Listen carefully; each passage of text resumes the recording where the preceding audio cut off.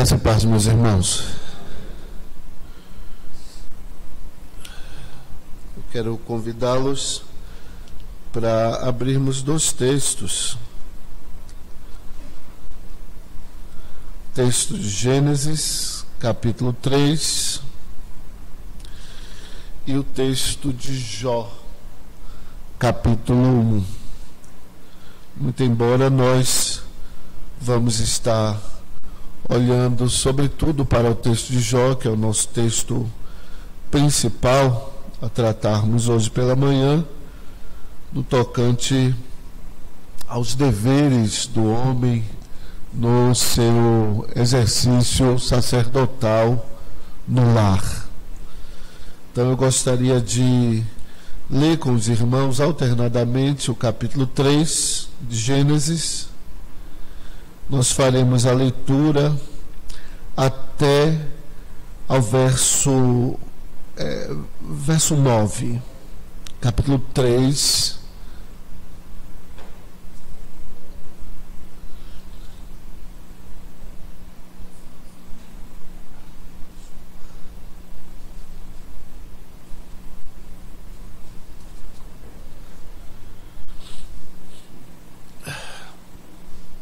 Vamos lá então. Eu vou ler os versos ímpares, os irmãos lerão os versos pares. Gênesis 3, de 1 a 9.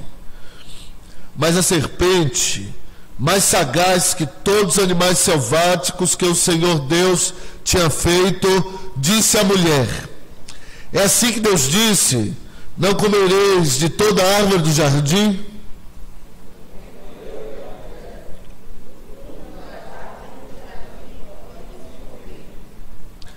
Mas do fruto da árvore que está no meio do jardim, disse Deus: dele não comereis, nem tocareis nele, para que não morrais.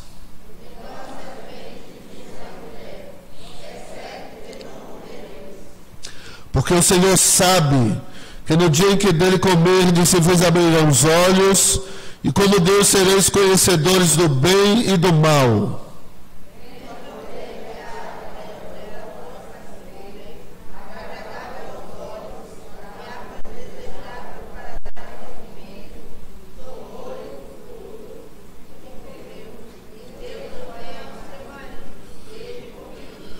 Abriram-se então os olhos de ambos, e percebendo que estavam nus, coseram folhas de figueira e fizeram cintas para si.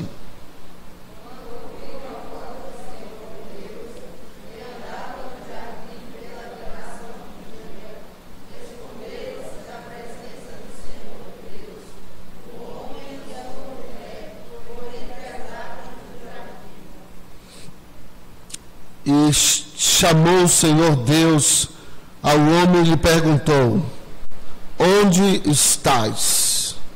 Amém. Nós vamos a Jó, capítulo 1.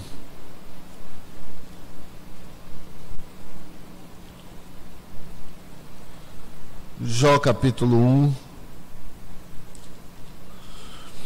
Vamos fazer a leitura de todo o capítulo, também alternadamente. Diz a palavra do Senhor: havia um homem na terra de Uz, cujo nome era Jó, homem íntegro, reto, temente a Deus, que se desviava do mal. Possuía 7.000 ovelhas, 3.000 camelos, 500 juntas de bois e 500 jumentas. Era também muito numeroso o pessoal ao seu serviço, de maneira que este homem era o maior de todos os do Oriente.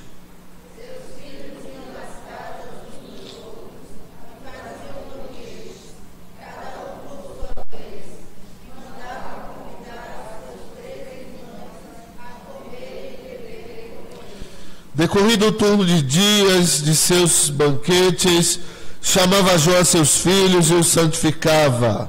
Levantava-se de madrugada e oferecia holocausto segundo o número de todos eles, pois dizia: talvez tenham pecado meus filhos, e blasfemado contra Deus em seu coração. Assim o fazia Jó continuamente.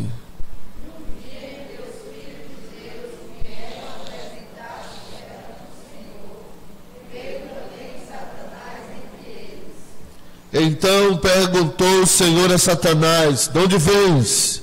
Satanás respondeu ao Senhor e disse: de rodear a terra e passear por ela.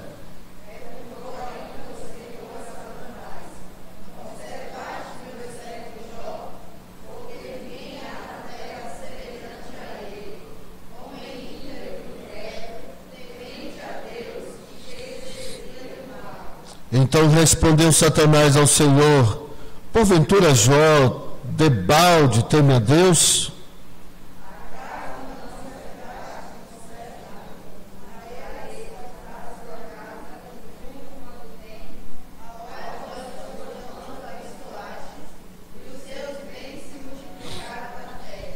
Estende, porém, a mão e toca-lhe em tudo quanto tem, e verás se não blasfema de ti na tua face.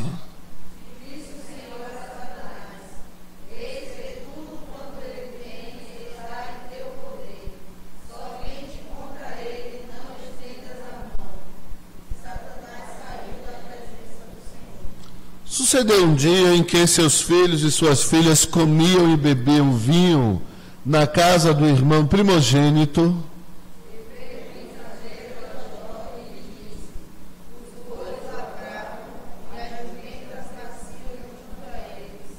De repente deram sobre eles os sabeus e os levaram e mataram os servos a fio de espada. Só eu escapei para trazer-te a nova.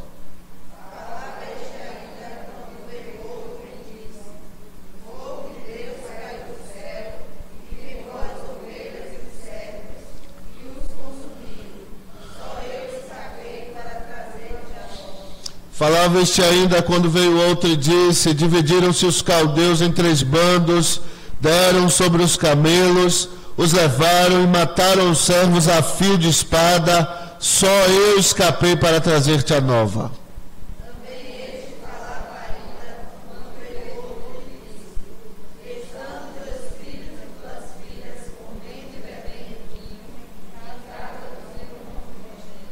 Eis que se levantou o grande vento do lado do deserto e deu nos 4 cantos da casa, a qual caiu sobre eles e morreram.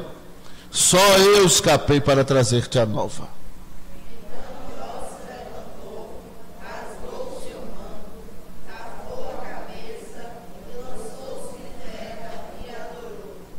E disse: no saí do ventre de minha mãe, no voltarei. O Senhor deu, o Senhor o tomou. Bendito seja o nome do Senhor.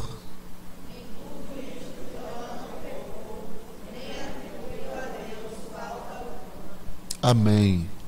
Louvado seja Deus. Vamos estar orando e após nós vamos estar considerando as lições que podem ser extraídas desses 2 textos que acabamos de ler, tratando sobre a questão do papel do homem na família, seu sacerdócio no lar, sua condição de cabeça dentro da relação familiar. Vamos orar. Senhor bendito, Senhor amado, Deus Todo-Poderoso, damos-lhe graças, rendemos-lhe glórias, ações de graças, domínio, poder, soberania, força, pois só ao Senhor são devidos. Rogamos a Ti, Senhor, que por misericórdia, por bondade, Senhor, nos dê sabedoria, aguce as nossas mentes, de maneira que aprendamos do Senhor, de maneira que sejamos beneficiados com o ensino da Sua palavra, enriquecidos pelo Senhor, possamos servir-te melhor. Nos ajuda, Senhor, tenha piedade de nós, sustenta a nossa fé. Oramos não em nosso nome, Senhor Deus, pois nada merecemos, pois nada podemos, pois nada temos capaz de constranger o Senhor a nos ouvir ou a fazer qualquer bem em nossa direção. Por isso, Senhor Deus, a nossa fé se projeta para o Teu Filho Jesus Cristo, e nele e somente nele lançamos toda a nossa esperança. É no nome dele que nós oramos. Amém. Amém.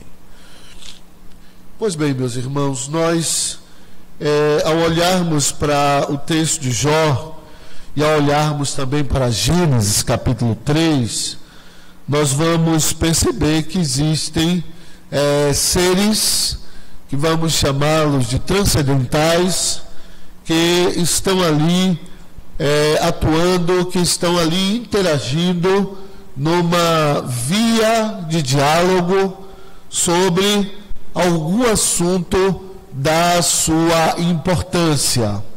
No capítulo 1 nós temos a antiga serpente, nós temos o dragão, nós temos Satanás dialogando com Eva e, por conseguinte, por extensão, com o próprio Adão, e falando sobre Deus.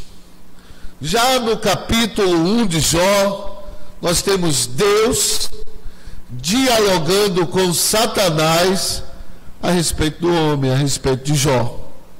Então nós temos lá no Gênesis um diálogo entre a serpente e a mulher, entre Deus e o diabo, sobre o homem, sobre Jó. Nós vamos ver também que lá em Gênesis a situação não para até o verso 9, onde lemos, mas nós temos a situação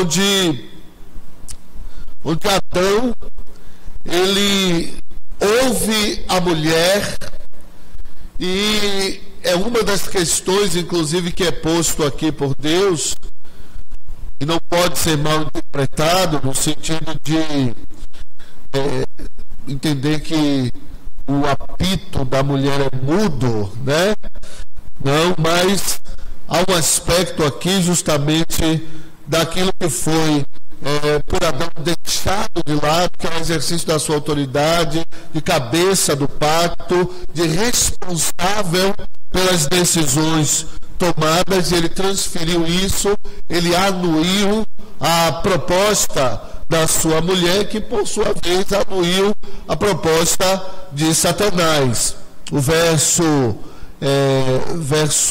11 em diante vai nos mostrar aí: perguntou-lhe Deus: quem te fez saber que estavas nu? Comeste da árvore que te ordenei que não comesses? Então disse o homem: a mulher que me deste por esposa, ela me deu da árvore e eu comi. Disse o Senhor Deus à mulher: que é isso que fizeste? Respondeu a mulher: a serpente me enganou e eu comi. Então o Senhor Deus disse à serpente: visto que isso fizeste, maldita és entre todos os animais domésticos e és entre todos os animais selváticos. Rastejarás sobre o teu ventre e comerás pó todos os dias da tua vida. Porém, inimizade entre ti e a mulher, entre a tua descendência e o seu descendente, este ferirá a cabeça, tu lhe ferirás o calcanhar. E a mulher disse: multiplicarei sobremodo os sofrimentos da tua gravidez, e em meia dor lhes darás luz filhos. O teu desejo será para o teu marido, e ele te governará. E a Adão disse, presta atenção aqui: visto que atendesse a voz da tua mulher. Para quê, né? Não pode ser aqui uma proibição geral. E comesse da árvore que eu te ordenara que não comesses, maldita é a terra por tua causa. Fadiga obterás dela o sustento durante os dias da sua vida, da tua vida. Ela produzirá também carne de abrolhos, e tu comerás a erva do campo.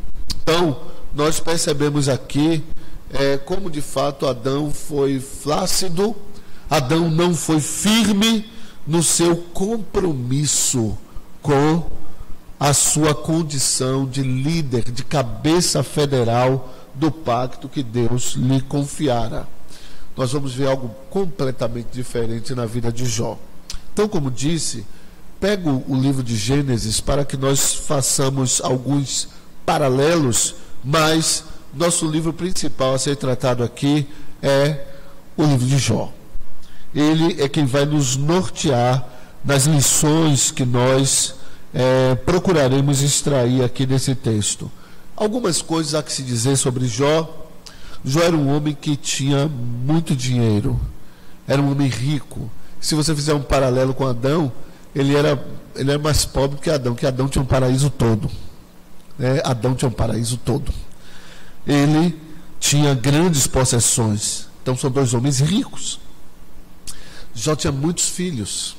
Adão nessa feita não tinha. Jó era o maior do Oriente. Adão era o maior, até porque só tinha ele, ali no Jardim do Éden.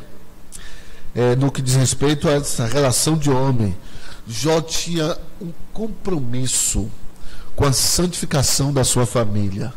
Jó, em que pese todas as suas atividades, em que pese todos os compromissos próprios de um homem tão bem sucedido e com tantas frentes por atender, Jó era um homem que não descuidava do seu exercício sacerdotal dentro do seu lar. Os filhos de Jó gostavam de fazer banquetes. O verso 4 diz isso aí. Qualquer irmão pode ler, por favor.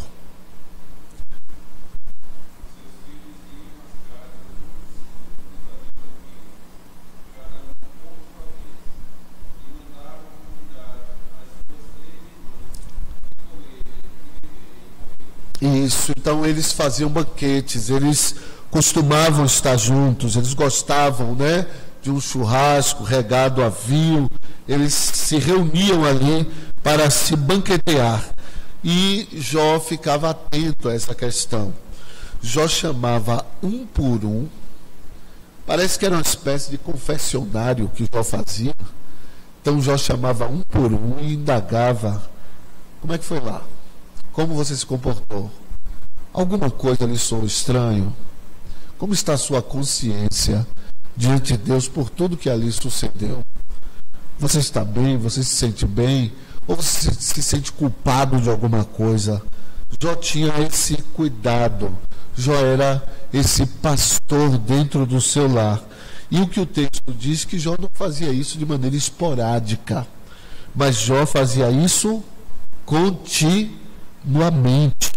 É o que está aí no verso 5, finalzinho do verso 5, que é um verso grande, é um versículo bem grande, é um verdadeiro verso, não um versículo, Vejam aí, são 9 linhas, se vocês forem pegar aí, 8 linhas e meia de versículo trazido aí sobre essa postura de Jó.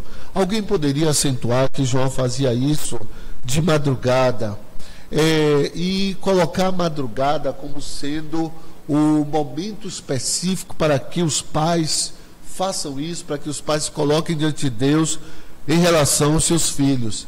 Talvez não seja essa a questão fundamental, mas olhar para a madrugada como entendendo o seguinte: Jó começava com a devocional, Jó começava com a vida espiritual.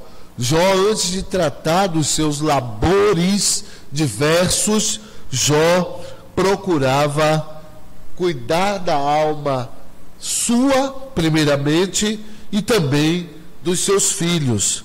Diz o texto que ele levantava-se de madrugada e oferecia holocausto segundo o número dos seus filhos. Então, Jó começava por essa frente, entendia como inegociável. Essa era uma questão importante para Jó, era uma questão da qual Jó não abria mão. Como é que como é que você, como é que nós estamos vendo essa questão dos nossos filhos? Nós estamos nos preocupando em conduzi-los? Nós estamos preocupados em direcioná-los para que eles sejam realmente mais filhos de Deus do que nossos próprios? Quais são os valores que nós estamos passando para os nossos filhos?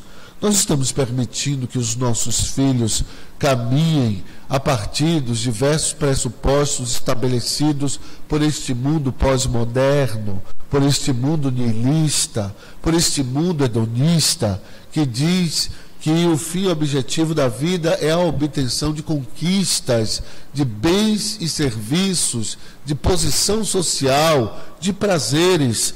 O que é que nós estamos ensinando aos nossos filhos? Jó, enquanto pai, e essa é uma palavra muito mais específica, nós pais, Jó se preocupava prioritariamente, antes de se preocupar com qualquer coisa, ele se preocupava com o bem-estar espiritual dos seus filhos. Por isso ele começava de madrugada. Por isso as primeiras horas eram reservadas a esse fim. Jó não fazia como muitas vezes nós aqui e ali fazemos. Nós começamos com as lutas do dia a dia, e se tempo sobrar, nós então vamos tratar das questões alusivas à alma da nossa família. Alguém gostaria de fazer alguma colocação antes de passarmos ao próximo ponto? Algum irmão, alguma irmã? Não? Vou entender o silêncio como devendo seguir, correto? Então, nós vamos ver que então um diálogo se trava. Um diálogo de Deus com Satanás acerca de Jó. E 4 características serão pinçadas e serão ressaltadas aqui nesse diálogo pelo próprio Deus. Jó é bendito nos céus. Jó é um homem bendito nos céus. É alguém que não só Deus, mas o próprio Satanás também conhece por observação. Deus, por seu conhecimento infinito, sua onisciência. Já Satanás, por observar a realidade sobre a vida de Jó. Então, vejam que o verso 7 vai nos dizer: então perguntou o Senhor a Satanás: de onde vem Satanás? Satanás respondeu ao Senhor e disse: de rodear a terra e passear por ela. Nós sempre fazemos uma observação aqui: Satanás não é onipresente. Ele pode se deslocar em velocidades incalculáveis, mas ele não é onipresente. Então ele rodeia a terra, passeia por ela, observa os filhos dos homens e vê justamente em busca de oportunidades para tentar, para trazer percalços à vida dos homens. Mas então o Senhor prossegue, o Senhor estende o diálogo. Perguntou ainda o Senhor a Satanás, verso 8: observaste meu servo Jó? Porque ninguém é na terra semelhante a ele, homem íntegro, homem reto, temente a Deus e que se desvia do mal. Veja que Deus é quem dá o testemunho sobre Jó. Por isso falamos que Jó era bendito nos céus. Deus é quem fala sobre Jó.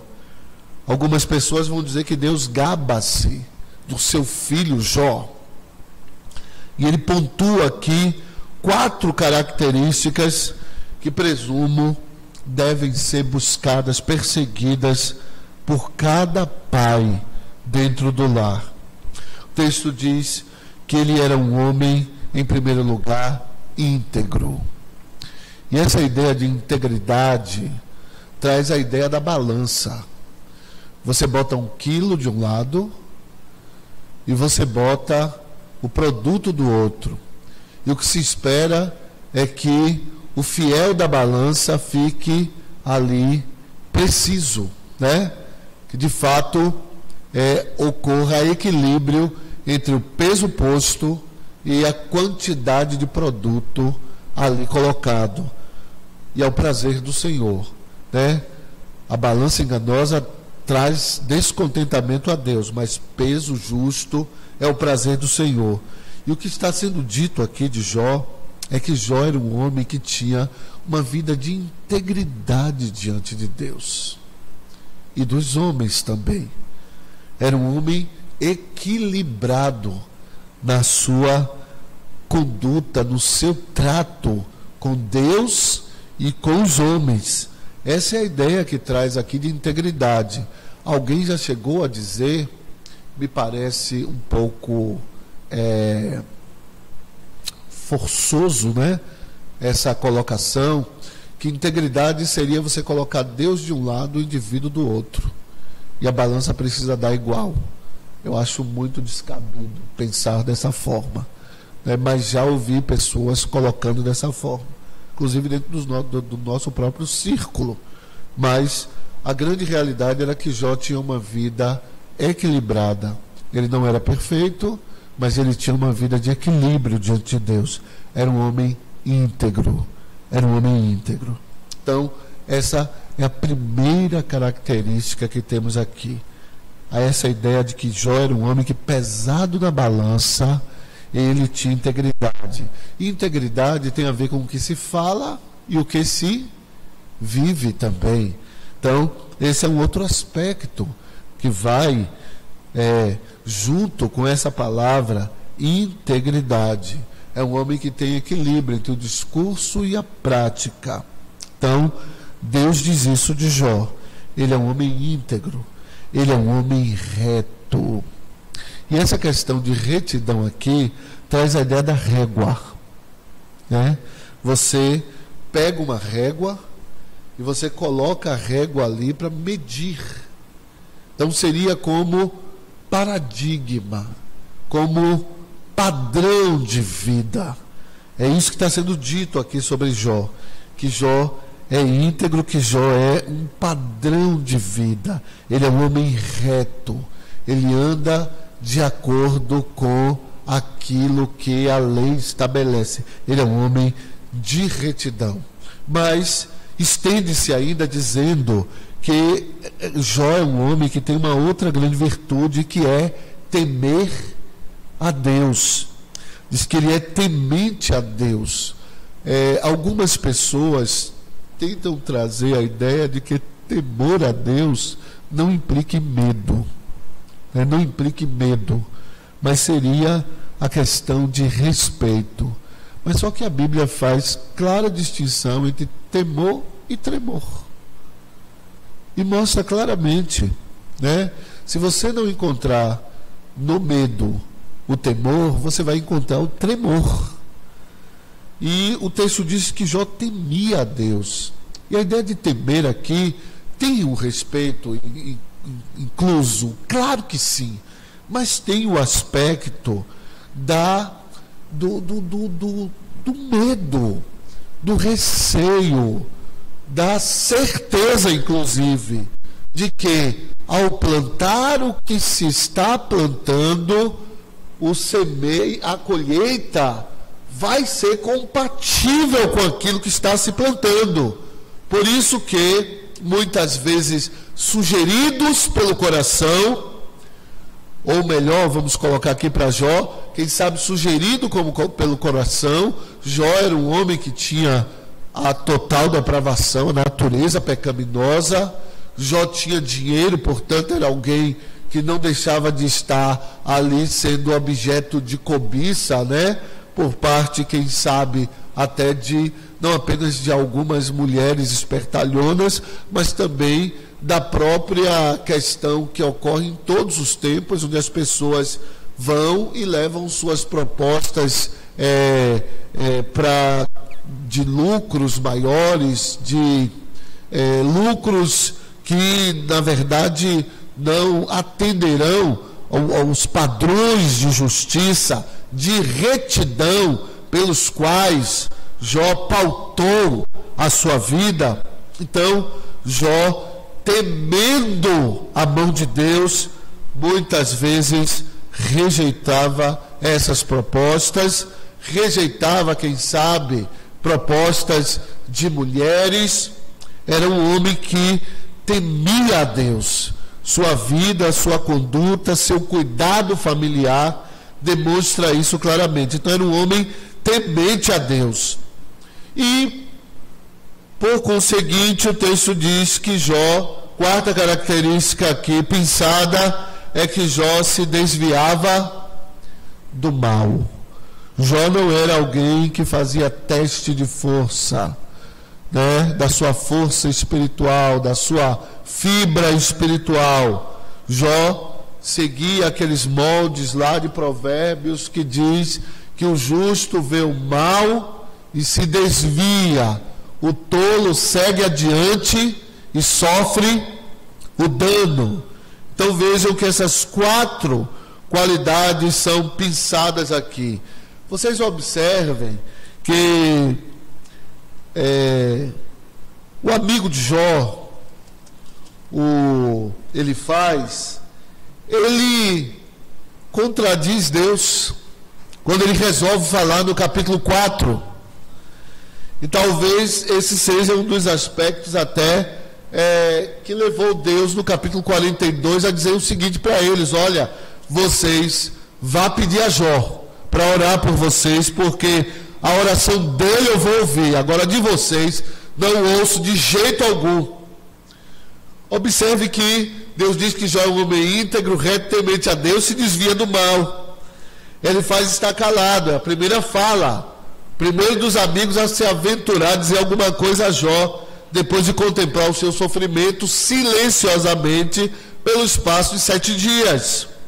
Então diz o verso 5 do capítulo 4: mas agora, em chegando a tua vez, tu te enfadas, sendo tu atingido, te perturbas. Porventura não é o temor de Deus aquele que confias, e a tua esperança, e a retidão dos teus caminhos? Lembra-te, acaso já pereceu algum inocente? E onde foram os retos destruídos? Segundo eu tenho visto, os que lavram iniquidade, semeiam mal, isto mesmo eles cegam. Vejam que o Elifaz, ele vai desconstruir, né, para os seus amigos, e tenta desconstruir para Jó, e Jó é firme, Jó resiste, é resistente na sua postura, essa realidade que Deus diz sobre Jó. Veja que o testemunho é do céu, o testemunho é de Deus. Deus dizendo, verso 8, perguntou ainda o Senhor a Satanás: observaste meu servo Jó, porque ninguém há na terra semelhante a ele, homem íntegro e reto, temente a Deus e que se desvia do mal. E veja que ele faz, na sua primeira fala, ele contraria todo esse testemunho, que é claro, ele não ouviu, mas a sua pressuposição, a sua leitura dos fatos, querendo dar uma resposta para o sofrimento, ele é extremamente infeliz na maneira como ele coloca. Ora, meus irmãos, então vejam, espera-se que nós, homens, sacerdotes do lar, tenhamos uma vida tal que os nossos familiares, porque é o nosso primeiro rebanho, não tenham dificuldade de nos ouvir. Por ver em nós não perfeição, mas por ver em nós integridade, retidão, temor a Deus e a conduta de não estar flertando com o mal, não estar se expondo ao mal, não está dando vazão ao mal, não está se colocando contra aquilo que Mateus capítulo 4 vai ensinar, quando o Senhor chega ali e é tentado por Satanás, dizendo que ele deveria se jogar do morro, e que estava escrito que os anjos dariam ordem ao seu respeito para ele não tropeçar em alguma pedra. E então ali o Senhor responde a Satanás, o Senhor Jesus Cristo, dizendo: não tentarás o Senhor teu Deus. Então, é preciso entender aqui esse aspecto da coragem para se desviar do mal. Coragem para se apartar do mal, para não enfrentar males desnecessários. Então nós podemos e devemos nos resguardar para não estarmos justamente tentando ao Senhor. Então Jó tinha essa postura. E já há quem diga que os nossos pecados são os mestres dos pecados dos nossos filhos. De sorte, então, que nós precisamos ter uma conduta no lar que seja marcada por integridade, por retidão, por temor a Deus e por desvio do mal, não do bem, desvio do mal. Então, é muito importante essa questão aqui, até porque já diz o velho ditado, né? Como posso ouvir suas palavras se os teus atos gritam aos meus ouvidos? Alguém gostaria de fazer uma colocação sobre essa questão? Gostariam de pontuar sobre isso? Zélia.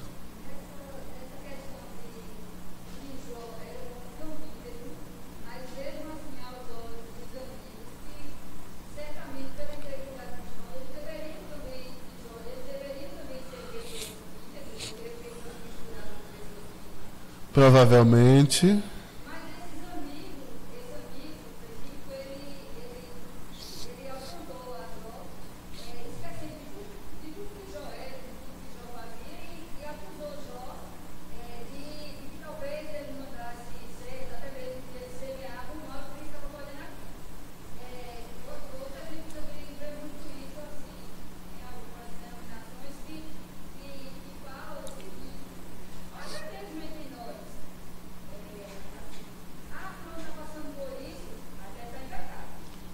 Pode ser a mão de Deus.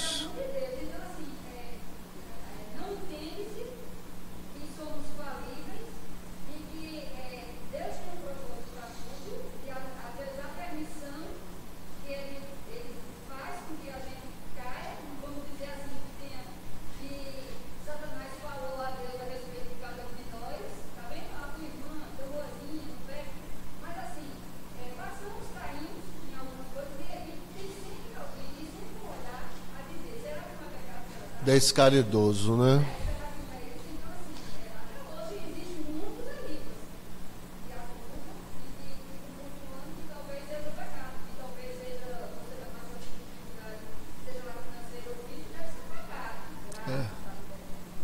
Perfeito. Se o Covid acometer, então não, Deus não livrou, é a mão de Deus. E se a pessoa pegar e morrer, então...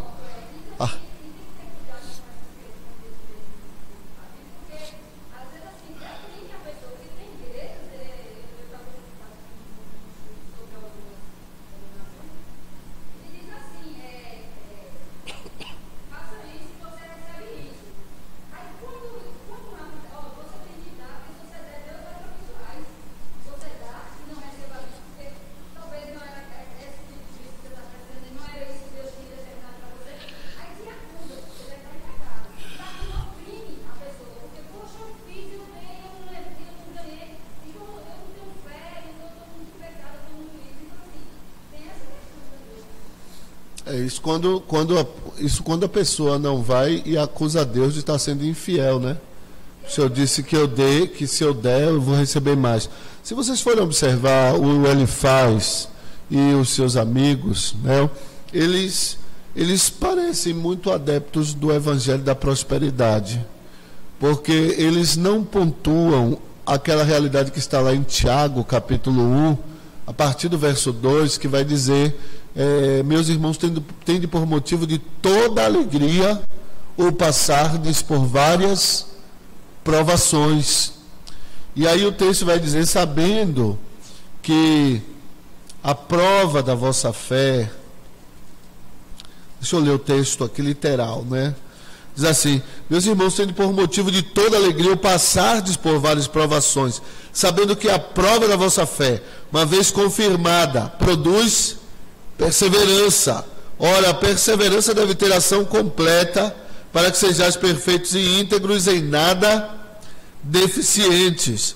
Vejam que Tiago está dizendo justamente que nós devemos ter por alegria passar por provações. O que Jó estava passando era uma prova. Era uma prova. Observe como tudo inicia. E aí eu já vou ao nosso ponto.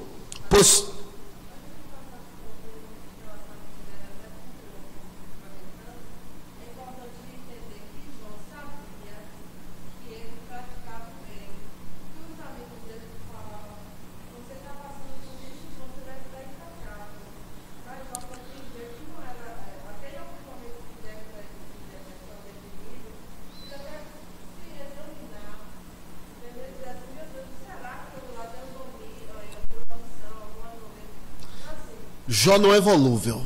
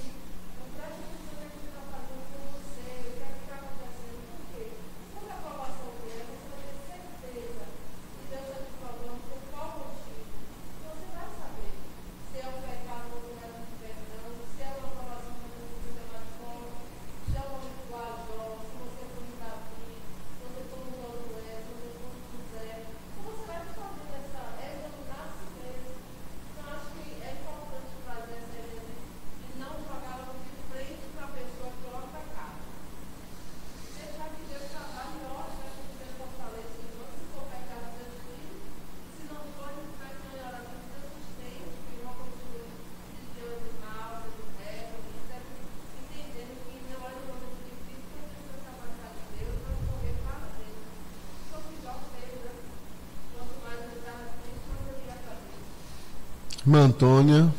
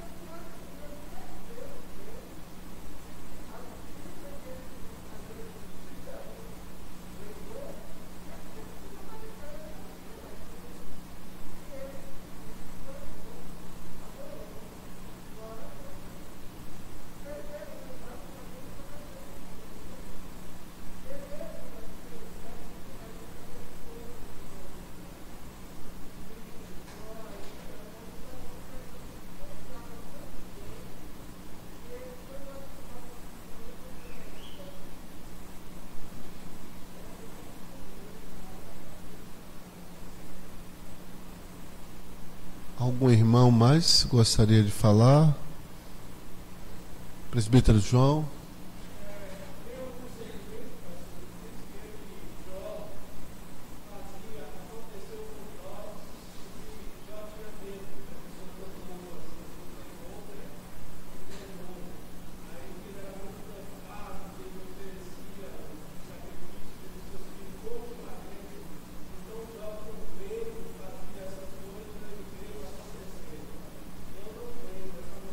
É difícil.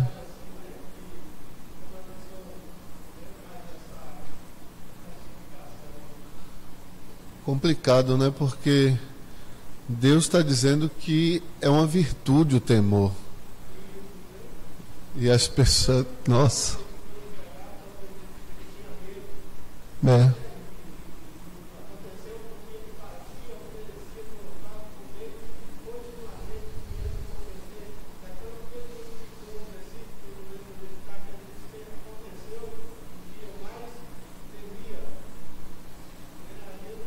O que ele mais temia, né?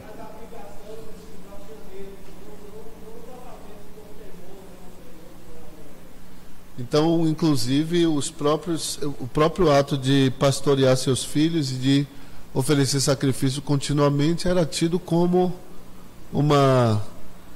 na verdade, uma expressão de medo e não de...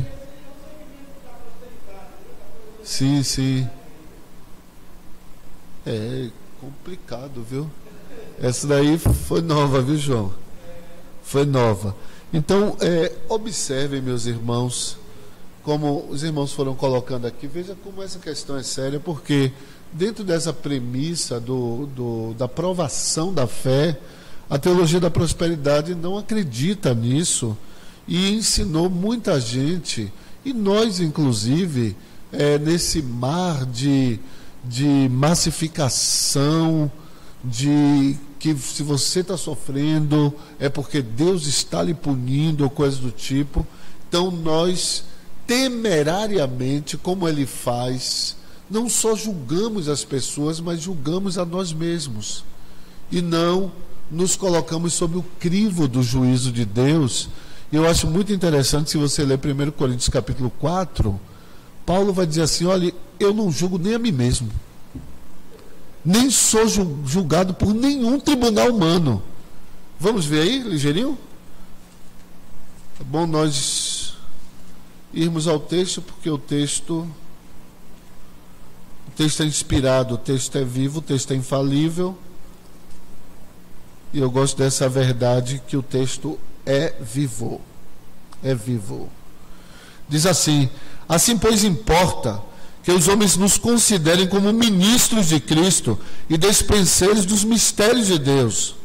Ora, além disso, o que se requer dos dispenseiros é que cada um deles seja encontrado fiel. Todavia, a mim, muito pouco se me dá ser julgado por vós, ou por tribunal humano. Nem eu tampouco julgo a mim mesmo, porque de nada me argui a consciência. Ele está dizendo: estou de consciência limpa. Contudo, nem por isso me dou por justificado, pois quem me julga é o Senhor. Portanto, nada julgueis antes do tempo, até que venha o Senhor, o qual não somente trará à plena luz as coisas ocultas das trevas, mas também manifestará os desígnios dos corações, e então cada um receberá o seu louvor da parte de Deus.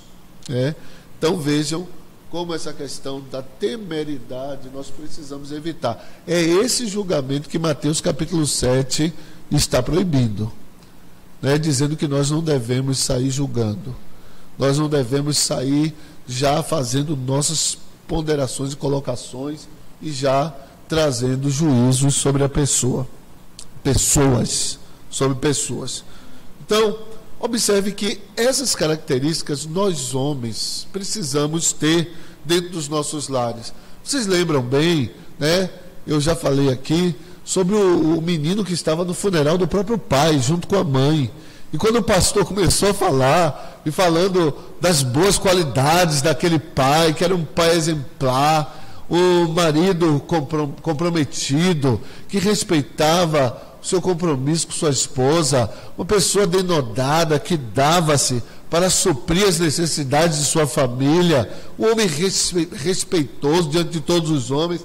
Aí o menino chegou para a mãe e disse: mãe, olha aí dentro desse caixão para ver se é o pai. Que o menino era baixinho, né? O caixão estava alto. Olha aí dentro para ver se é o pai mesmo que está aí dentro. Ele disse: não bate, não bate. Então, isso é muito sério, meus irmãos. É muito sério, né? Sem contar aquelas situações que às vezes criança sempre está dando essas situações. Mas não vem o caso, outras histórias vêm à mente, mas não vem o caso, nós precisamos seguir.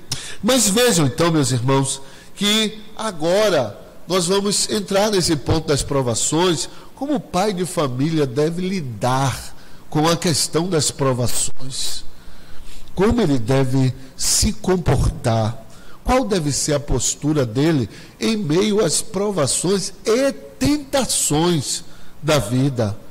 É preciso, portanto, olhar para Jó e perceber como Deus nos ensina sobre isso. Satanás faz uma contra-argumentativa. Tem gente que chega a dizer que Satanás conseguiu vencer Deus ali no diálogo e então colocou Jó numa situação apertada. Não, na verdade, meus irmãos, Deus quis provar Jó. Essa é a questão que a gente tem que entender. Deus quis provar Jó. A tentação no deserto é uma mostra clara de que Deus faz o que Ele quer e não o que Satanás pede ou coisa do tipo. Verdadeiramente és o Filho de Deus. Transforma estas pedras em pães. É a melhor tradução, viu lá? Não do jeito que a gente vê traduzido, né? Se tu és o Filho de Deus, não. Verdadeiramente és o Filho de Deus, transforma essas pedras em pães. E o que é que ele diz? Não só de pão viverá o homem, mas de toda a palavra que procede da boca de Deus. Lança-te daí abaixo, está escrito, né? Aos teus anjos darão a teu respeito. Ele diz: não, de jeito algum, nós não devemos tentar ao Senhor nosso Deus, né? Aí nós vamos para uma outra questão importante, que é a adoração. Tudo isso te darei se prostrado me adorares. E ele diz: ao Senhor teu Deus adorarás e só a Ele prestarás culto. Então observem que o que o texto nos traz é justamente a realidade de um Deus que faz aquilo que lhe apraz, que tão somente lhe apraz. Então, meus irmãos, vamos ver aí como Deus de fato expõe Jó à provação. Deus põe Jó à prova. Observe aí, e não nos esqueçamos de 1 Coríntios 10, 13, que diz que não vos veio tentação que não fosse humana. Deus é fiel e não vos deixará ser tentado acima das vossas forças. Antes, com a tentação, dará o escape para que a possais suportar. Então, esses dias trabalhosos, sérios, para muitos pais de família, que precisam cuidar da sua família, que precisam prover o necessário para a subsistência da família, que precisa continuar sendo exemplo para a família, que precisa continuar sendo reto, íntegro, temente a Deus e se desviando do mal. Vejam que Jó se afigura aqui como uma verdadeira lição de Deus para nos mostrar que Deus pode nos manter íntegros, Deus pode nos manter retos, Deus pode nos manter temente a Ele e se desviando do mal. Verso 11, o texto diz, Deus falando para Satanás, porque Satanás disse o seguinte: qual é a argumentativa de Satanás? Ora, o Senhor tem dado tudo a ele, a obra de suas mãos abençoaste. Acaso não cercastes como Sebe a ele, a sua casa, tudo quanto tem, a obra de suas mãos abençoaste, e os seus bens se multiplicam na terra. Então Satanás está dizendo o seguinte: assim, qualquer um é reto. É a máxima da teologia da prosperidade, né? Eu amo Deus enquanto Deus me dá as coisas. Então, por isso ele te ama. Não é porque ele ama a ti propriamente, mas porque, amando o Senhor, portas se abrem para que ele obtenha o que realmente ele quer. Ele não teria nenhum problema em ter tudo isso sem o Senhor. E nós vamos vendo aqui, portanto, que essa é a argumentação. Você logo lembra de Êxodo 33, não lembra? De Moisés. Não tem como esquecer de Moisés. Moisés diz, se o Senhor não vai conosco, e olha o que Deus disse, eu vou mandar meu anjo, vai destruir os inimigos, vocês vão entrar na terra que manda leite e mel, tudo lhes irá bem, eu vou proteger vocês, eu vou estabelecer vocês na terra. E Moisés diz, olha, se o Senhor não vai conosco, não nos faça subir desta terra. Não nos faça subir desta terra. Aqui nós estamos diante do mesmo fato, a mesma tela, porque Satanás está dizendo, ora, Jó é reto de balde? Jó é íntegro de balde? Jó teme a Deus de balde? Claro que não. Ele é o maior do Oriente. Tudo que ele faz vai bem. Então logo ele tem o que quer. Então por isso ele responde desta maneira diante do Senhor.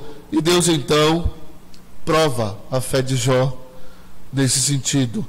Verso 11. Estende, porém, a mão, toca-lhe em tudo que tem, e verás, se não blasfema de ti na tua face. É o que Satanás está dizendo aqui, ainda é Satanás falando, viu?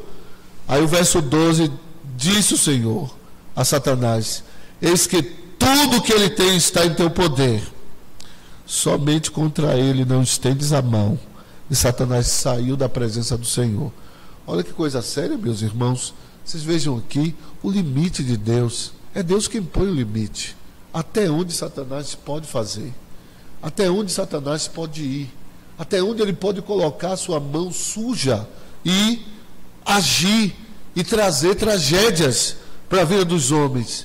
E então nós temos uma sequência de versículos aqui, a partir do verso 13, né, mas precisamente o verso 14, onde uma sucessão de tragédias se abate sobre os bens de Jó e sobre a própria família de Jó. E me parece interessante nós olharmos aqui, porque se nós, infelizmente, fracassamos em treinar os nossos filhos para superar fracassos, nós sempre estamos querendo treinar filhos para que eles tenham sucesso, para que eles conquistem, para que eles alcancem, mas nós precisamos treiná-los para que eles superem fracassos, porque se há uma coisa que está para o homem, assim como para o corpo vivo está o oxigênio, é a realidade de que neste mundo decaído, aqui e ali, em maior ou menor proporção, com incidência continuada ou em intervalos maiores, nós vamos ter que superar fracassos. Fala, Will.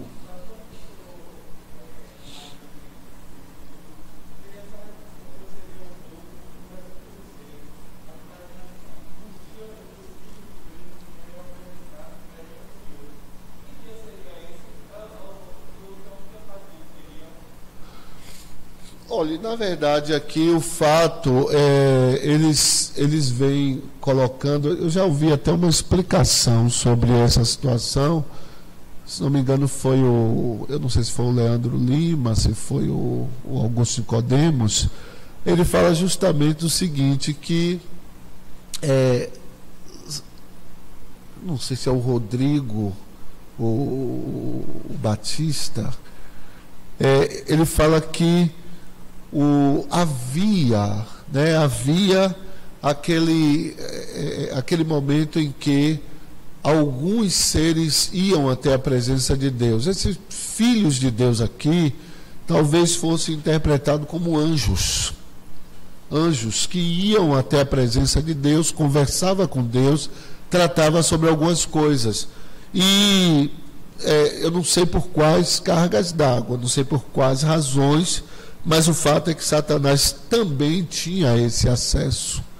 E o texto deixa isso aqui muito claro. E aí, dentro dessa realidade, é que há o diálogo. Parece-me que é um diálogo de cima para baixo, porque você vai ver aí o verso 7.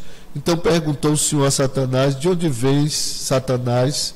Respondeu ao Senhor e disse: de rodear a terra e passear por ela. Perguntou ainda o Senhor a Satanás: observasse meu servo Jó? A minha ideia é que parece que é um diálogo lá de cima para baixo, né? Ele diz: observasse meu servo Jó, porque ninguém é na terra semelhante a ele.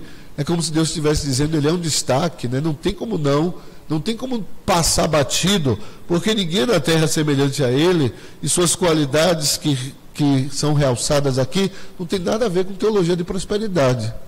Todas elas estão relacionadas à teologia da integridade, porque diz: homem íntegro, homem reto, homem temente a Deus, homem que se desvia do mal. Nada é dito sobre observasse meu servo Jó, o homem mais próspero do Oriente. Não é dito isso. Então me parece, Will, que era esse acesso, né, que havia. Esse acesso ainda existe? Não sei. É o que eu posso dizer eu diria que na minha humilde lucidez. Não sei se esse acesso ainda existe. Mas o fato de ele ir acusar.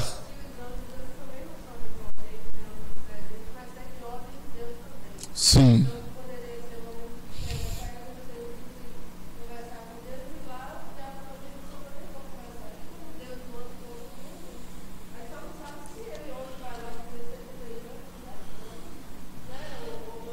Deixa eu...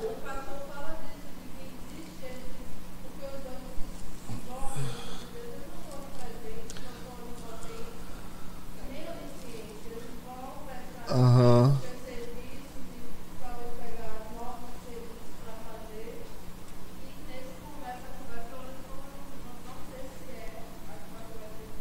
Isso, olha, deixa eu ler aqui mais um texto que mostra que essa não é a ocorrência única. É o texto de 1 Samuel, capítulo 22. Capítulo 22. Eu vou ser quase que preciso no versículo, mas seria um exercício bom para hoje, você ler em casa, né? Hoje é dia do Senhor, então você aproveita, lê o capítulo 22 do primeiro livro dos Reis. Diz assim, verso 18: então o rei de Israel disse a Josafá: não disse eu que ele não profetiza a meu respeito o que é bom, mas somente o que é mal? Micaías prosseguiu: ouve, pois, a palavra do Senhor. Viu o Senhor assentado no seu trono, todo o exército do céu estava junto a ele, à sua direita e à sua esquerda.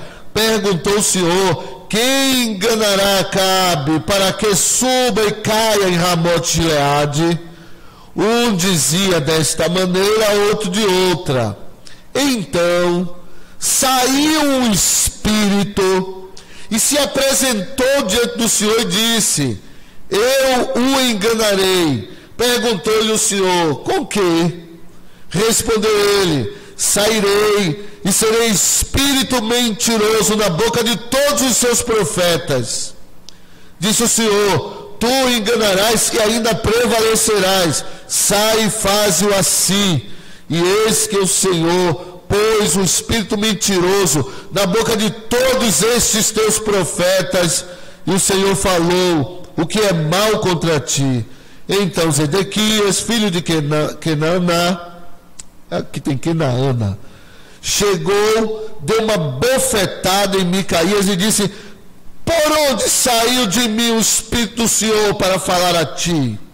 Disse Micaías: eis que o verás naquele mesmo dia, quando entrares de câmara em câmara para te esconderes. Então disse o rei de Israel: tomai Micaías, devolvei-o a Amon, governador da cidade, e a Joás, filho do rei, e dirás, assim diz o rei, metei este homem na casa do cárcere e angustiai-o com escassez de pão e de água, até que eu volte em paz. Disse Micaías, se voltares em paz, não falou o Senhor, na verdade por mim. Disse mais, ouvi isto, vós todos os povos. Percebe? 1 Reis, capítulo 22. Vocês observem como de fato houve essa ação do Espírito. O Espírito disse, eu vou ser espírito de mentira na boca de todos os profetas. Você acha que esse Espírito era um Espírito era um Espírito do céu ou um Espírito maligno? Maligno! Se ele iria prorromper a mentira, e Deus é Deus da verdade, mas o Espírito teve acesso a Deus. Entenderam? Então é essa questão aí. Não sei se respondi ou compliquei mais, Will. Está respondido, né? Pronto. Então vejam, essa questão como é séria, porque Jó vai ter uma sucessão de notícias. Não há dúvida de que a primeira notícia vem, se Jó não estava sentado, ele sentou. O verso 14, primeiro ele tem a notícia de que os servos foram mortos e os bois e as jumentas foram levadas pelos sabeus. Depois, ele tem a notícia de que caiu fogo do céu e queimou as ovelhas e os servos. E só o emissário da má notícia foi preservado. Está no verso 16. Depois, no verso 17, você tem os caldeus divididos em 3 bandos, né, os babilônicos, e eles matam os servos ao fio da espada, e só escapa o emissário da malfadada notícia. E depois, então, a pior notícia, verso 18. Também esse falava ainda quando veio outro e disse, estando teus filhos e tuas filhas comendo e bebendo vinho. E veja que essa é a menção do verso 13. Eles deram um banquete em casa do irmão primogênito, convidaram as irmãs para estar com eles. Parece-me que eram 3 irmãs. Convidaram suas irmãs para estar com eles. E aí o que acontece? Quando esse homem faz esse anúncio, eu imagino que a carne de Jó começou a tremer nos ossos. Ele diz, em casa do irmão primogênito, verso 19, eis que se levantou um grande vento do lado do deserto, deu nos 4 cantos da casa, a qual caiu sobre eles e morreram. Só eu escapei para trazer-te a nova. E imagine que coisa interessante aqui, que é isso que nós, homens, crentes, fiéis ao Senhor, precisamos ver e aplicar, porque não tenha dúvida, o dia mau, as provações vão sempre estar ocorrendo na nossa vida. Não é só a ausência de bens, muitas vezes são fatos da vida que ocorrem. E aí o verso 20 diz, então Jó se levantou, ele estava sentado. Jó se levantou, rasgou seu manto, rapou a cabeça, lançou-se em terra e adorou. Ele não praguejou. Lançou-se em terra e adorou. E disse, nu saí do ventre de minha mãe. Olha que realismo, né? Que realismo. E no momento de extrema gravidade, não resolve tudo, mas é um primeiro passo. Ele não se deixou levar pelo mar das emoções naquele instante. Alguém precisava estar com o pé no chão. Nu saí do ventre de minha mãe, nu voltarei. O Senhor o deu. Esse homem crê na soberania de Deus. Porque o relato aqui é o seguinte, os sabeus levaram os bois.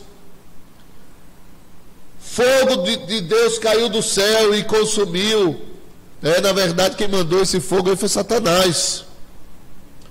Os caldeus dividiram em 3 bandos e mataram os servos de Jó. E depois o vento vem. E Jó é um homem que não tem dúvida. Não importa por quem Deus está agindo, é Deus. Seja provando, seja punindo, seja provando, é Deus. E ele diz: o Senhor o deu, o Senhor o tomou, bendito seja o nome do Senhor. Em tudo isso, Jó não pecou, nem atribuiu a Deus falta alguma. Mas a prova de Jó não passa somente por aí, o que já seria grave. Imagine você ser o homem mais rico do Oriente e no outro dia ter que decretar a sua falência pessoal. Isso aconteceu com Jó. Imagine você fazer um funeral com os 10 filhos no mesmo dia. Isso aconteceu com Jó. Imagine você ter sua propriedade povoada por parentes e servos, e você de repente se vê com 4 emissários, né? 4 emissários, e esses emissários sempre te lembrar os fatos, porque eles vieram, né, de uma situação dramática e contaram com toda a dramaticidade vivida. Você tem ao seu lado sua esposa, você tem uma terra vasta, mas você não tem mais como conduzir a vida, como erguer-se, senão por meio de um milagre de Deus. E quem sabe a própria terra já foi para os credores, compromissos que foram feitos dentro das possibilidades de Jó, quem sabe com todo aquele cuidado da margem de 30% ou 40% de gastos sua reserva, e de repente Jó se vê completamente tomado de tudo por circunstâncias as mais diversas, sejam elas por vias naturais, sejam elas por força maior, né? Fogo e vento. Então, todos esses fatos ocorrendo com Jó. Mas, como se pouco fora, Jó ainda tinha saúde. Mas aí Deus resolve intensificar a prova na vida de Jó. Diz o capítulo 2: no dia em que os filhos de Deus vieram apresentar-se perante o Senhor, veio também Satanás entre eles apresentar-se perante o Senhor. Então o Senhor disse a Satanás: de onde vens? A resposta é a mesma, de rodear a terra e passear por ela. Perguntou o Senhor a Satanás: observaste meu servo Jó, porque ninguém na terra semelhante a ele, homem íntegro, homem reto, temente a Deus, se desvia do mal. Ele conserva a sua integridade, embora me incitasses contra ele para o consumir sem causa. Sem causa. Então Satanás respondeu ao Senhor: pele por pele, e tudo me dará pela sua vida. Ainda restou saúde para ele. Pele por pele, tudo me dará por sua vida. E então vem a doença na vida desse pai de família desfilhado, decenalmente desfilhado. E aí o texto nos diz que Deus, verso 6, disse a Satanás: eis que ele está em teu poder, mas poupa-lhe a vida. Veja que primeiro Deus entregou tudo para ser objeto de uma prova e diz: não toca nele. Agora Deus entrega ao próprio Jó a prova e diz para Satanás: não tire a vida. Observe como Deus estabelece os limites. E Deus tem um limite não apenas na ação de Satanás, mas Deus tem os limites temporários, e Deus tem dentro desses limites as ações que vão suceder E o que o texto diz, meus irmãos, no verso 7: então saiu Satanás da presença do Senhor, feriu a Jó de tumores malignos, desde a planta do pé até o alto da cabeça. Jó, sentado em cinza, tomou um caco para com ele raspar-se. E aí então a mulher dele, tomada de emoções, olha para aquele quadro, pensa de quão ditosa era a vida de Jó, e então diz para ele: ainda conservas a tua integridade, amaldiçoa a Deus e morre. A morte é melhor do que isso que você está passando. Mas Jó aqui mostra mais uma vez qual deve ser a postura de um sacerdote do lar. Porque disse Jó: falas como qualquer doida. Temos recebido o bem de Deus e não receberíamos também o mal. Em tudo isso não pecou Jó com os seus lábios. É muito impressionante nós olharmos para isso aqui, meus irmãos, e, como disse, olha o paralelo. O que diz lá em Gênesis: a mulher tomou do fruto, deu ao seu marido e ele comeu. Adão não foi um sacerdote do lar no sentido estrito, ensinado pelas Escrituras Sagradas. Esse consórcio não é bom. É nesse sentido que Deus disse para Adão: visto que ouvistes a voz da tua mulher, ouviste a voz da tua mulher para comer do fruto que eu proibi. Então, essa é uma questão que vai sendo ensinada aqui, e Jó nos dá um exemplo completamente diverso e corretíssimo. A mulher chega para Jó, porque você só lê essas palavras aqui, você talvez não a imagine dizendo: Jó, você tinha tudo, você agora não tem nada, o que sobrou vai pagar os credores, você vai ter que ser um mendigo, e eu, mendiga também, junto contigo, vamos ter que nos lançar à mendicância. Nós tínhamos 10 filhos lindos, saudáveis, e agora nós só temos saudades desses filhos, acabou tudo. Não há mais possibilidade de nós pensarmos aqui em situação de melhorar, porque você está completamente destruído, cheio de tumores malignos pelo corpo, úlceras absurdas, corpo cheira mal, a morte tinha um bom negócio. E então essa mulher faz a proposta para Jó: olha, amaldiçoa esse Deus, e morre. E Jó ainda tem trato para falar com ela. Outro justificaria no fato do que está vivendo tudo, e essas palavras dela, e destilaria toda a sua mágoa para ela ali. Mas observe que o verso 10 ele ainda é polido, porque ele diz: falas como qualquer doida. Ele diz: você é uma doida, você é louca. Não, ele é polido: falas como qualquer doida. Temos recebido o bem de Deus, não receberíamos também o mal? E o texto diz que em tudo isso Jó não pecou com os seus lábios.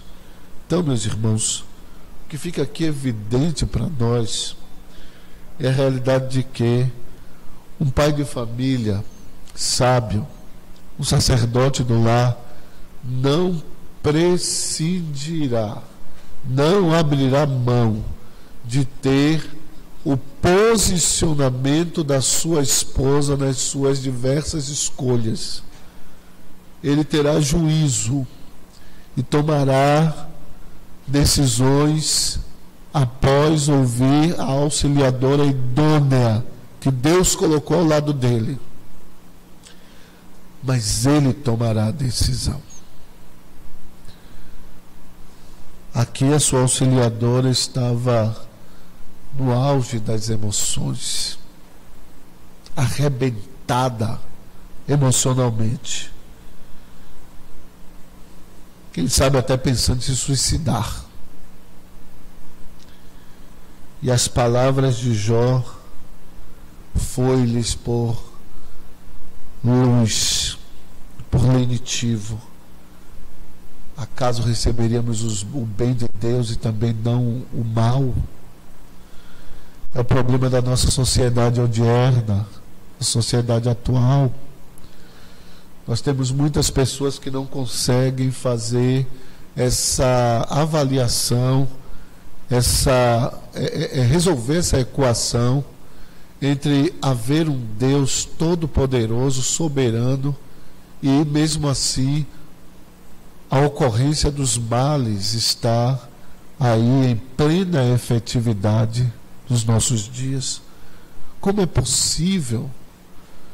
Eu achei interessante porque a filha de Billy Graham, grande evangelista, foi interpelada ali na nação americana sobre essa situação, dos problemas que estavam acontecendo nas escolas, as ideologias que estavam sendo fomentadas nas escolas, a violência que campeava nas escolas, o uso indiscriminado das mais diversas drogas nas escolas. E a reitora então lhe indagou: e Deus, diante desses fatos? E a resposta daquela moça foi certeira. Ela disse: no momento em que vocês resolveram tirar a Bíblia das escolas, no momento em que os valores de Deus foram rejeitados pela escola, no momento em que vocês insistiram que Deus deveria sair da história das suas escolas, Deus saiu. E na medida que Deus sai, o mal campeia. E essas coisas ocorrem. Só uma esperança para vocês: pedir a Deus que volte. Então, essa colocação dela foi muito precisa. E nós vamos vendo aqui, portanto, que a fé é provada. Deus permite que os males ocorram. E nós precisamos, inclusive, ter uma visão muito mais ampla e entender o seguinte: que a nossa leve e momentânea tribulação produzirá peso eterno de glória. As coisas que Deus tem nos prometido, a glória que Deus tem nos prometido está de pé, mas não é para essa vida. O que a Bíblia diz é que no mundo vamos passar por aflições, e nós devemos ter bom ânimo.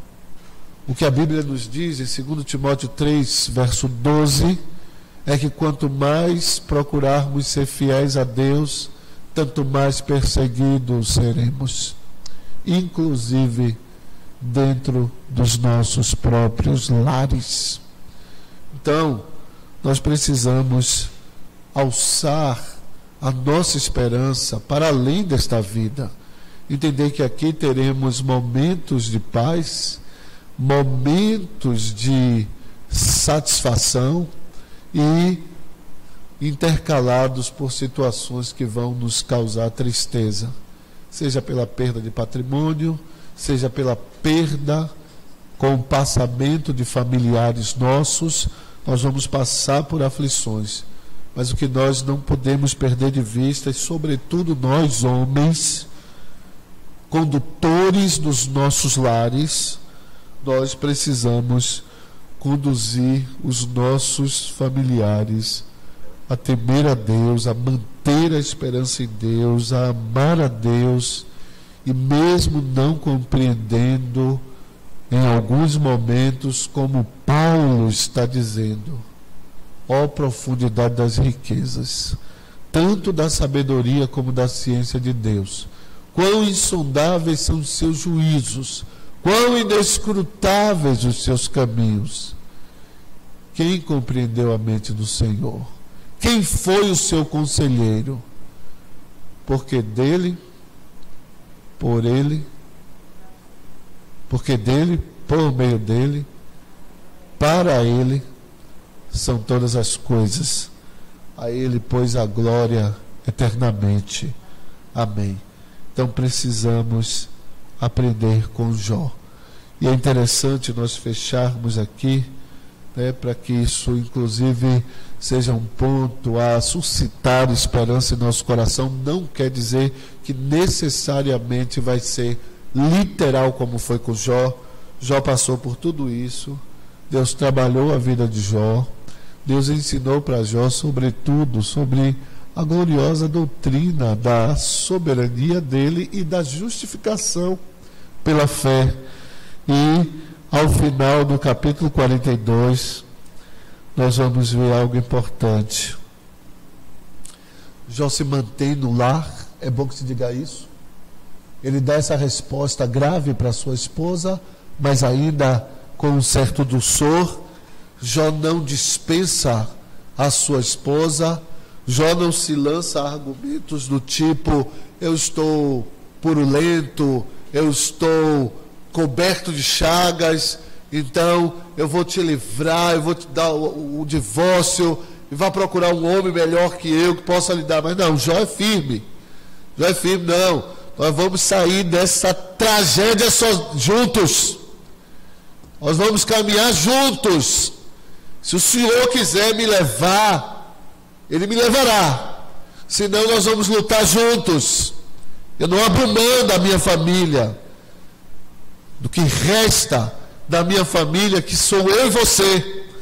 E então, meus irmãos, nós vamos ver algo magnífico aqui, porque Deus muda a sorte de Jó. 42, versos de 10 ao 17, diz o texto: mudou o Senhor a sorte de Jó quando este orava pelos seus amigos. Quem são esses amigos?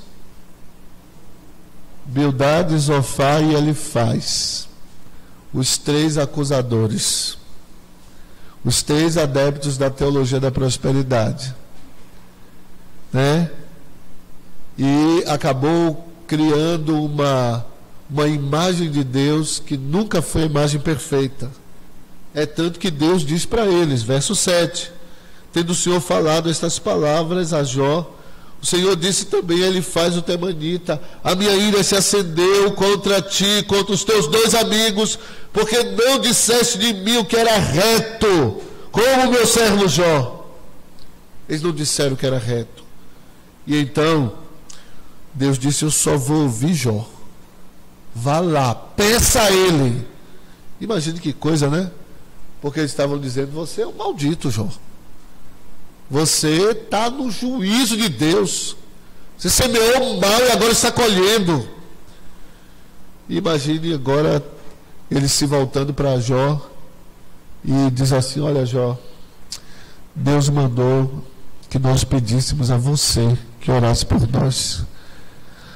E aí Jó também mostra uma coisa importante aqui para nós, para que nós não sejamos tão travados, né?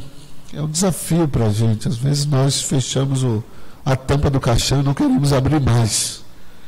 Mas Jó ora pelos seus amigos, que foi procurá-lo.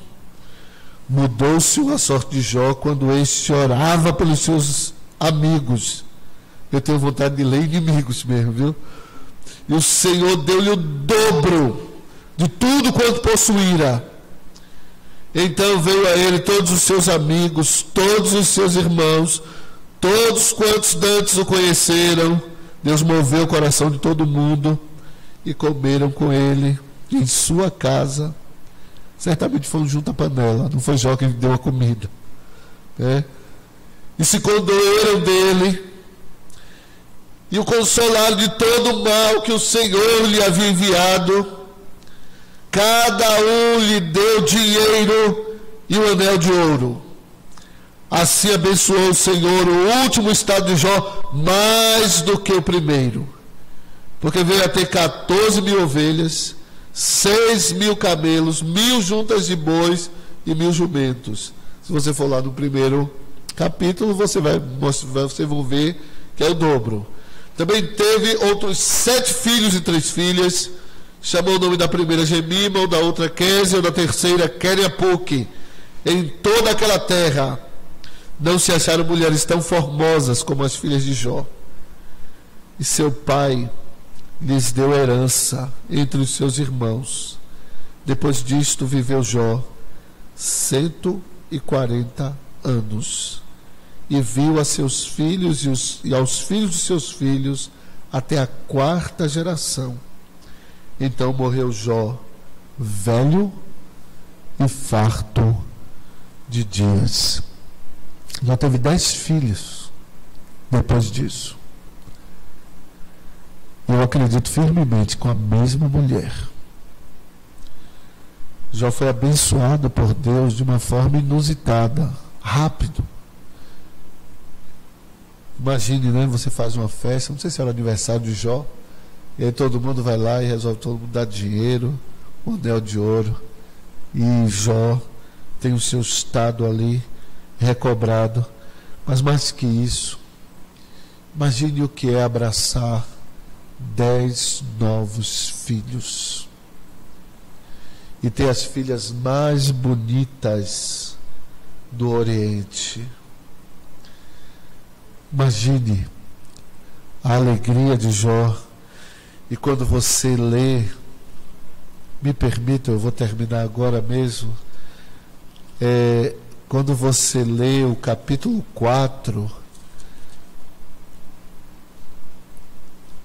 desculpe, capítulo 4 não, é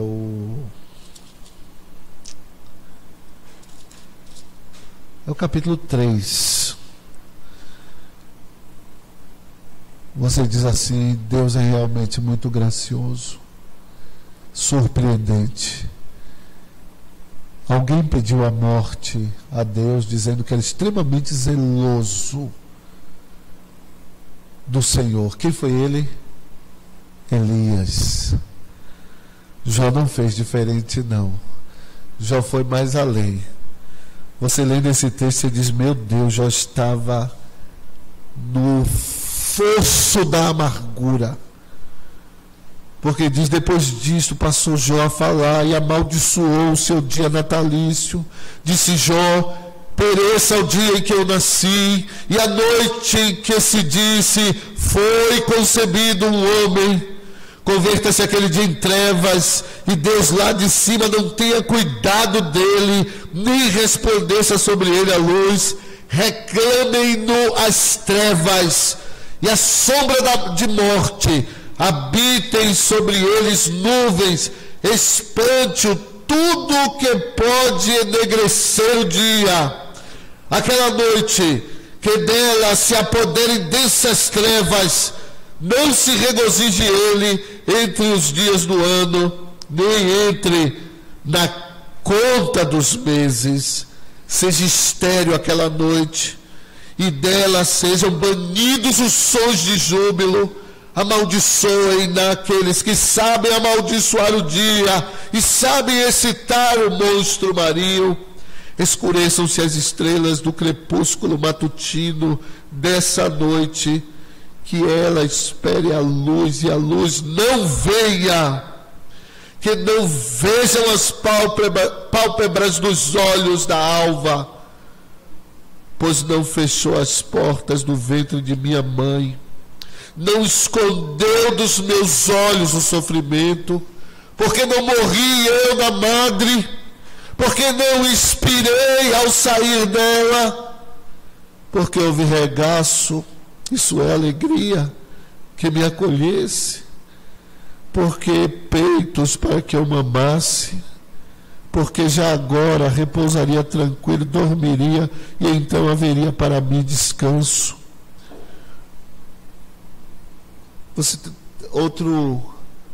Outra questão para você aí para tarde. Capítulo 22 do primeiro livro dos Reis e capítulo 3 de Jó. E você vai vendo Jó falando aqui, falando. Como muitas vezes nós, passando por adversidade, podemos abrir a boca e começar a nos queixar e falar e praguejar. É preciso, meus irmãos, entender que Deus tem o domínio do início, do meio e do fim de todas as coisas. Jó nunca diria isso no capítulo 3, se ele conhecesse o que estava reservado para ele no capítulo 22. Então, guarde-se de palavras como estas, porque você não sabe o que Deus tem preparado para você ainda nesta terra para o amanhã.